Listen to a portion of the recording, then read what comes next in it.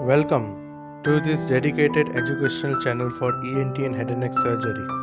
मैं हूं डॉक्टर गौरव Dutta, consultant ENT और हेड एंड नेक सर्जन। आज हम बात करेंगे ऑटोमाइकोसिस की, यानी कान का फंगल इन्फेक्शन, जो बहुत आम है लेकिन अनदेखा किया जाने वाला रोग है। चलिए जानते हैं इसके लक्षण, कारण और सही इलाज। ऑटोमाइकोसिस का मतलब है कान में फंगल इन्फेक्शन। यह मुख्यतः बाहरी कान यानी कि एक्सटर्नल ऑडिटरी कैनाल को प्रभावित करता है। यह गर्म और नमी वाले इलाकों में ज़्यादा होता है, जैसे भारत में मानसून के समय।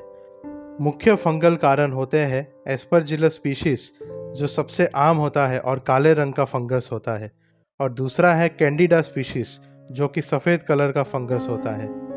आइए ऑटोमाइकोसिस के कुछ कारणों के बारे में हम जानते हैं। गीले या नमी वाले कान, बार बार कान साफ करना, कॉटन बड्स का ज़रूरत से ज़्यादा इस्तेमाल करना, गंदे पानी में तैराकी करना, इम्यून सिस्टम कमज़ोर होना, या फिर पहले से चल रहे बैक्टीरियल इन्फेक्शन। इसके लक्षण क्या होते हैं?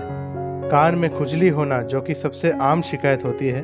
कान से सफ़ेद, पीला या काला रंग का डिस्चार्ज होना, कान में भारीपन या फुलनेस, सुनने में कमी, हल्का दर्द या जलन होना, कई बार फंगस की बदबू भी आ सकती है। इसका जांच कैसे किया जाता है? ऑटोस्कोपिक एग्जामिनेशन से फंगल की ग्रोथ देखी जाती है। माइक्रोस्कोपी के जरिए फंगल हाइफी की पुष्टि की जाती है, और कभी कभी कल्चर टेस्ट की ज़रूरत भी पड़ सकती है। इसका इलाज कैसे किया जाता है? सबसे पहले कान की सफाई, जिसे कि ओरल टॉयलेटिंग कहते हैं, जो कि ज़रूरी होता है, और यह ENT स्पेशलिस्ट के द्वारा माइक्रोसक्शन या क्यूरेट के जरिए किया जाता है। जिस तरह से कान के वैक्स को साफ किया जाता है, उसी तरह से ऑटोमाइकोसिस को भी क्लीन किया जाता है। सबसे पहले पेशेंट का एक रिटन कंसेंट लिया जाता है। उसके बाद पेशेंट के कान में लोकल एनेस्थीसिया स्प्रे किया जाता है। ऑटोमाइकोसिस को एंडोस्कोप या माइक्रोस्कोप की मदद से हम क्लीन करते हैं, जिसमें एक माइक्रोसक्शन का इस्तेमाल किया जाता है।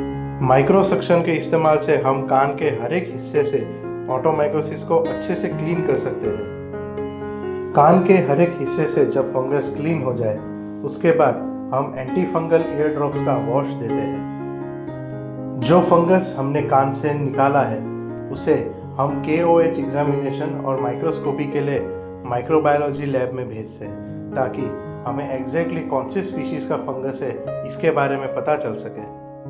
प्रोसीजर के ख़त्म होने के बाद हम कान को एक स्टेराइल कॉटन से ढक के रखते हैं, और पेशेंट को एडवाइस देते हैं कि उनके कान में पानी ना जाए।